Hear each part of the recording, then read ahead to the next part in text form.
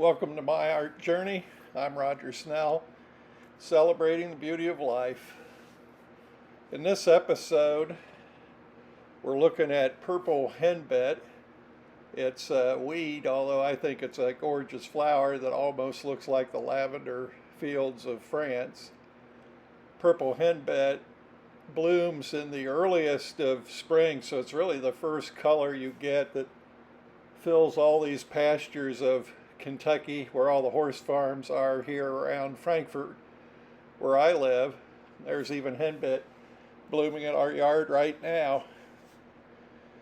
So this painting is purple henbit near Shaker Village from a photo that I took a year ago. And I had a contest where I asked people to vote on several sketches and studies that I had done and photos that I had taken to ask what was their favorite. And I didn't really realize that almost every thing I had lined up as my next painting has a barn in it. So I'm starting to catch on to what I like, and I think I'm catching on to what my followers like, because I got a vote for just about every barn, so I can pretty much paint whatever I want. Kind of what I would have done anyway. But purple henbit got the most comments, so I'm starting with it. But there will be more barns to come as I work on these larger studio paintings from sketches, studies, and even on location, smaller paintings that I did.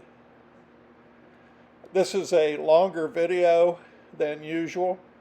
I want to show more details of the process and everything that I do to compose the painting, to get colors and edges to look right. And so this includes that live commentary as I was working on the painting. I've edited it about 2 hours down to 17 minutes. So I hope you enjoy it. Leave comments. I hope you watch through the details and are interested in some of the thought process that goes into getting the colors right, getting the values right, and all the decisions that make a good composition. Thanks for watching.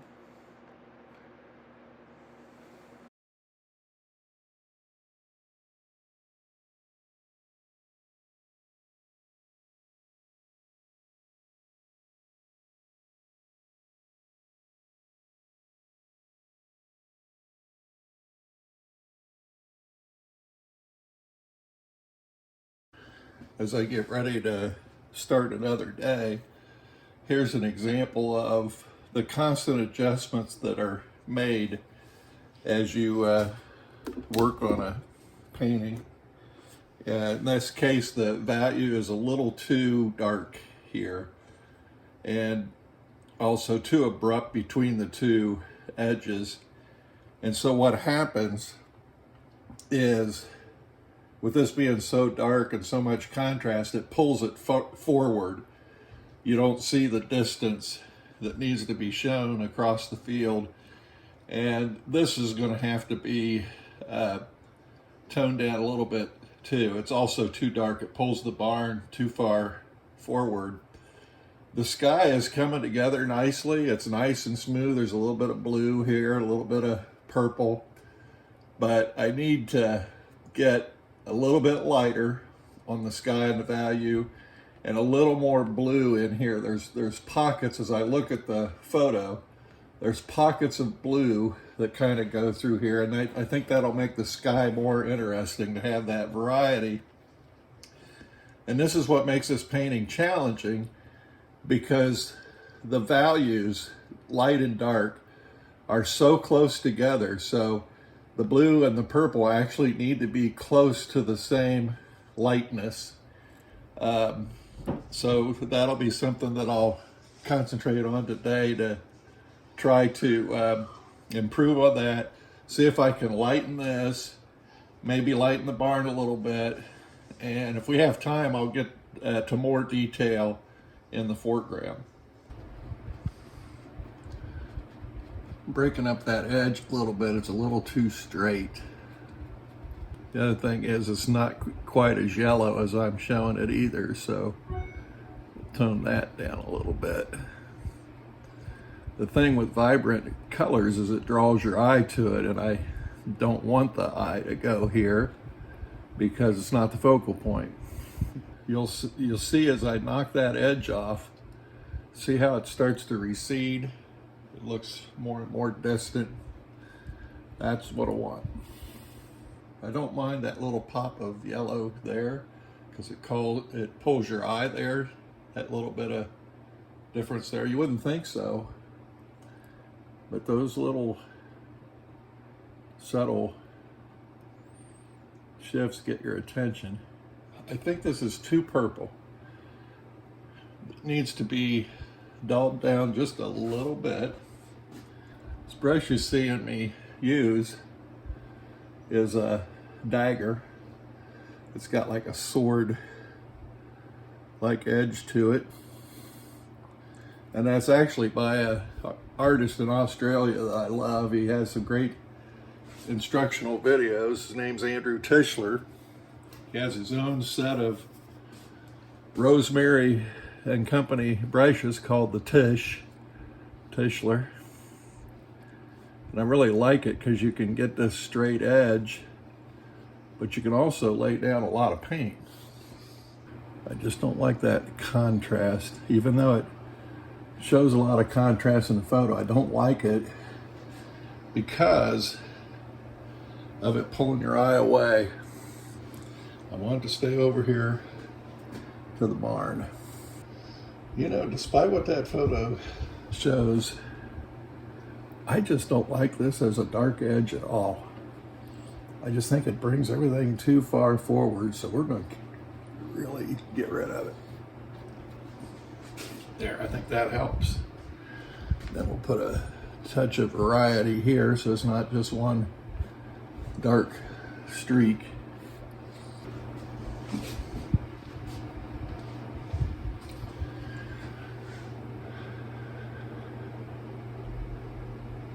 Get a little bit of light blue in here now.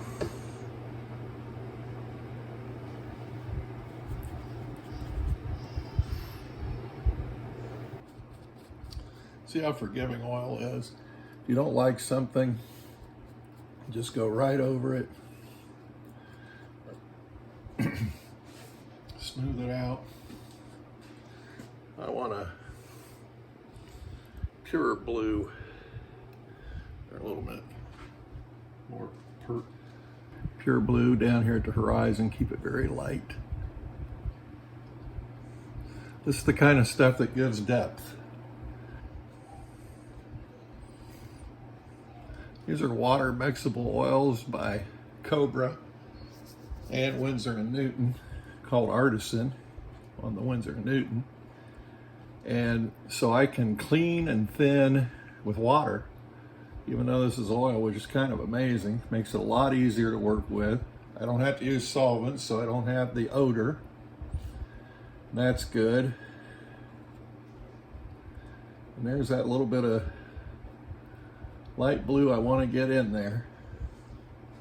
Now I see in the photo a lot of light blue that works its way up here, so let's go. I don't want the sky to get too busy though.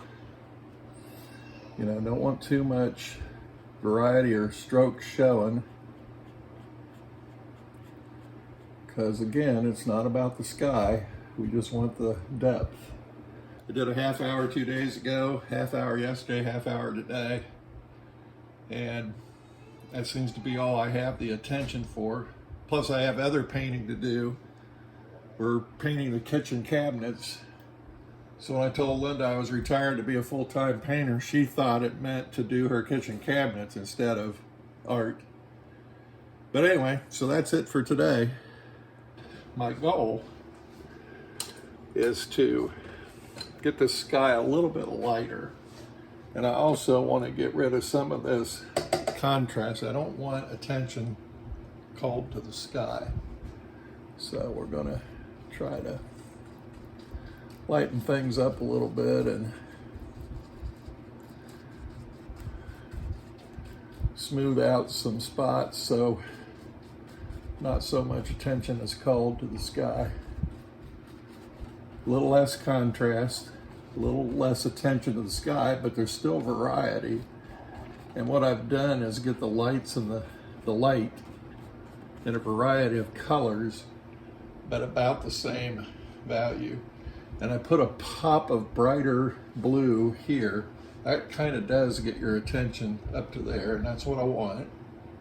We need to lighten up these spots a little bit because it brings the barn too far forward. We need the feeling of atmosphere in between us and the barn. And if we dim this down a little, it'll push that barn back. So we don't want too dark and we don't want too much contrast.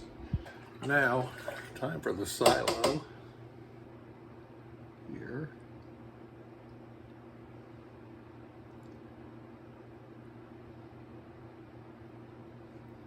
Just a touch more of light here because it's catching the sky. Okay, got pops of color. There's a little bit of texture that the paint stands up. That's what I want. I like it. Need to dim this back. That's a little too noticeable. Just touch it with a wet brush. Smooth this out a little bit more. A little too bright. Again, I don't want attention over here to the edges. Tone that back just a little. Okay, I've tried mounting the camera overhead. We'll see how that works. Hopefully it'll cut down on some of that glare. I don't know about the angle. Got my colors pre-mixed. Need to go wider on the silo, I noticed. So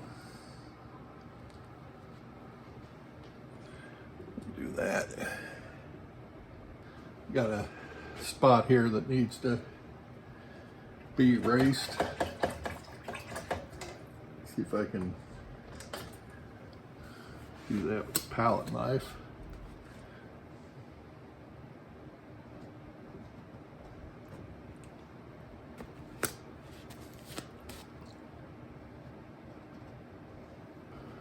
So that's a day later, and that came right out. That's how workable oils are. Why I like them. Actually gives me a soft edge there like I want. I just have to make sure to get that sky color right there. That little pop of white there is too bright. Just dim that back a little. There's a kind of a gray and a little bit darker tone of the tree line back here, so we're going to try to do that.